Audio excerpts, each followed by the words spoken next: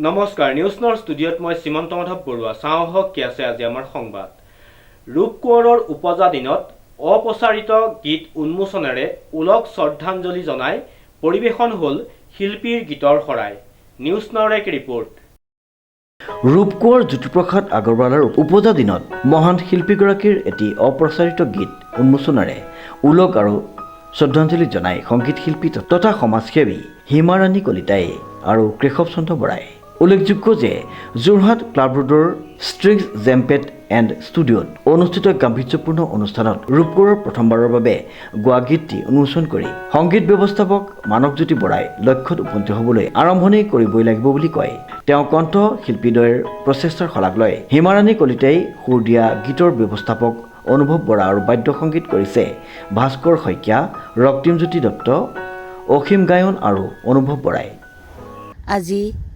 জ্যোতিপ্ৰসাদ আগৰৱালাদেৱৰ জন্মদিনত মই যিটো গীত ৰাইজৰ মাজলৈ আগবঢ়াইছোঁ সেই গীতটি আছিল মোৰ সুৰে এই গীতটি আজিলৈকে কোনেও পৰিৱেশন কৰা মোৰ পোৱা নাই আৰু সুৰ কৰাও শুনা নাই জনা নাই গতিকে মই সেই গীতটি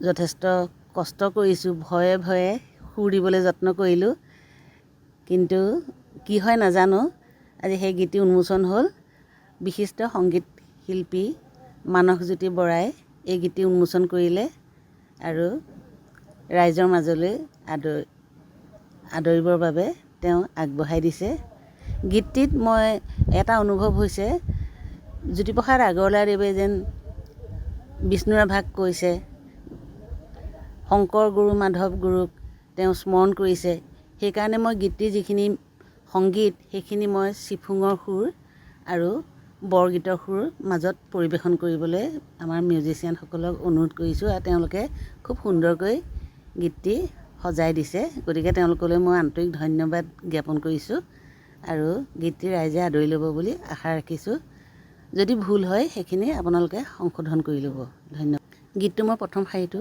গুণগুণাই দিছোঁ মোৰ সুৰে তোক চুমা খোৱা তই ক'ব পাৰনে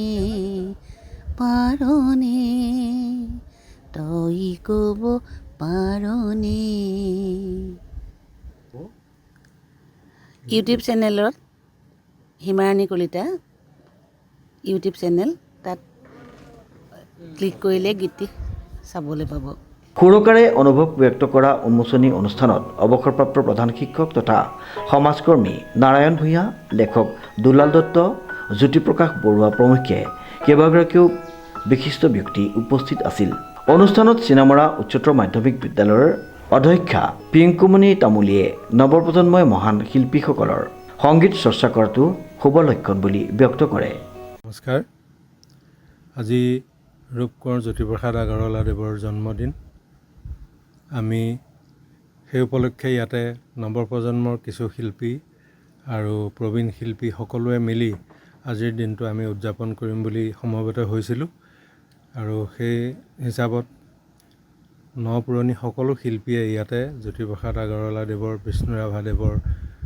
গীত পৰিৱেশন কৰে আৰু সকলোৱে আজিৰ দিনটো খুব সুন্দৰকৈ উপভোগ কৰে ইয়াত আমাৰ অতি শ্ৰদ্ধাৰ যোৰহাটৰ অনাতাঁৰ শিল্পী মিনু বৰুৱা বাইদেউ চিন্ময় ভট্টাচাৰ্য মন্দিৰা ভট্টাচাৰ্যকে প্ৰমুখ্য কৰি ৰশ্মিৰেখা বৰুৱা কাকতি আৰু নৱপ্ৰজন্মৰ বহুকেইজন শিল্পীয়ে আহি আজিৰ সন্ধিয়াটো আমাৰ মুখৰিত কৰি তুলিলে সকলোকে আমি আমাৰ ফালৰ পৰা আন্তৰিক ধন্যবাদ জনাইছোঁ আজিৰ এই অনুষ্ঠানটো আয়োজন কৰাৰ উদ্দেশ্যটোৱেই আছিলে যে আমাৰ যিসকল নৱপ্ৰজন্ম তেওঁলোকে এই বৰেণ্য শিল্পীসকলৰ গীত মাতসমূহ বৰ বেছিকৈ চৰ্চা নকৰে গতিকে তেওঁলোকক অলপ আকৰ্ষিত কৰিবৰ কাৰণে আমি আমাৰ গৃহতে গোটেই সুবিধাখিনি কৰি দিলোঁ তেওঁলোকে যিসকলে বাদ্যযন্ত্ৰ সংগত কৰিলে সেইসকলেও ইয়াত আহি সুবিধা পালে আৰু যিসকলে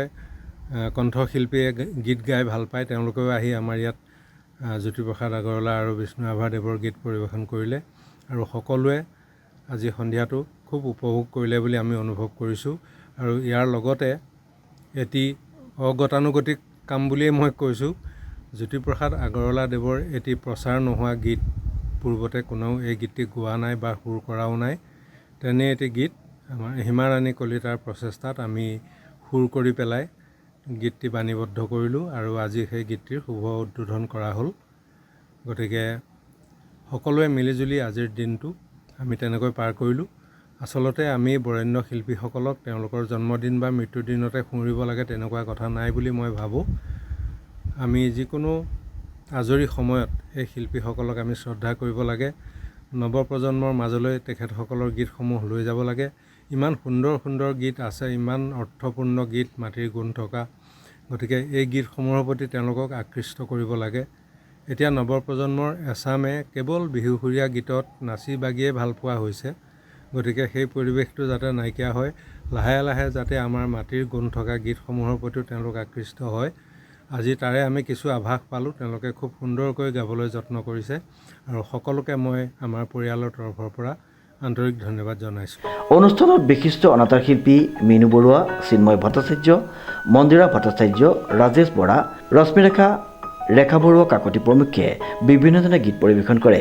কেশৱ চন্দ্ৰ বৰা, ভাস্কৰ শইকীয়াই পৰিচালনা কৰা অনুষ্ঠানত কণ্ঠ আৰু বাদ্যযন্ত্ৰত নৱপ্ৰজন্মৰ শ্যাম সুন্দৰ ভূঞা, অৰিজিত শইকীয়া, অভিনৱ, প্ৰীতিশ মনোজ বৰা, ভাস্কৰ শইকীয়া, অনন্ত বৰা, ত্ৰিনয়ন দত্ত, আকাশজ্যোতি শইকীয়া, ৰাহুল শৰ্মা, আশিস গোস্বামী, জুবিয়ান শ্বাহ ৰহমান, অমৰজ্যোতি গায়ন, সুদীপ্ত কোহেৰী, ইমনজ্যোতি দত্ত, আকাশ চন্দিলৈ জ্যোতি বিষ্ণু গীত পৰিৱেশন কৰে।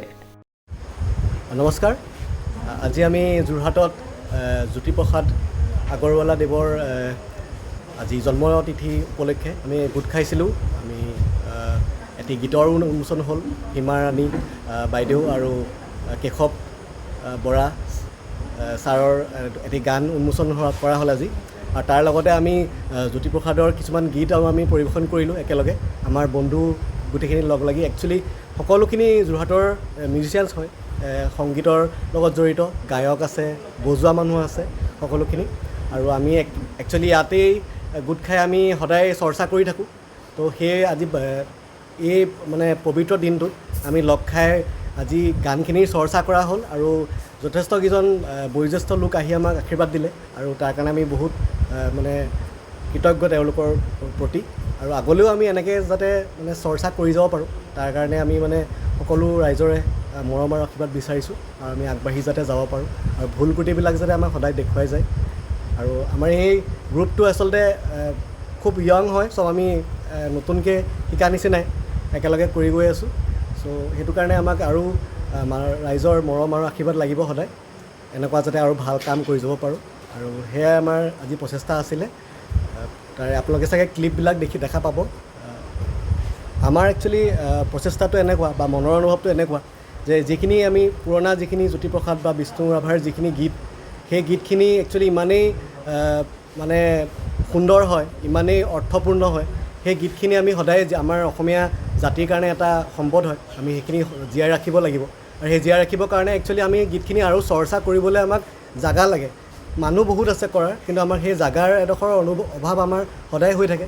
বিকজ কাৰণ আমি বিহু প্ৰগ্ৰেম এটাত গৈ পেলাই আমি ঘপককৈ এনেকুৱা ধৰণৰ আমি সুবিধা নাপাওঁ গাবলৈ বা বজাবলৈ। সেইটো কাৰণে আমাক আৰু যদি আমি চৰ্চা আমাৰ হয় ভালকৈ, শিকোৱা মানুহ ওলাই আহে, শিকা মানুহ ওলাই আহে, তেনেকৈ আমাৰ আৰু গীতখিনি আমি আৰু উচ্চ স্তৰলৈ লৈ যাব পাৰিম আৰু বিশ্ব দৰবাৰলৈকে আমি এইখিনি গীতখিনি প্ৰতিষ্ঠা কৰিব পাৰিম। শ্ৰীমন্ত মাধৱ বৰুৱাৰ ৰিপৰ্ট, নিউজ নাও।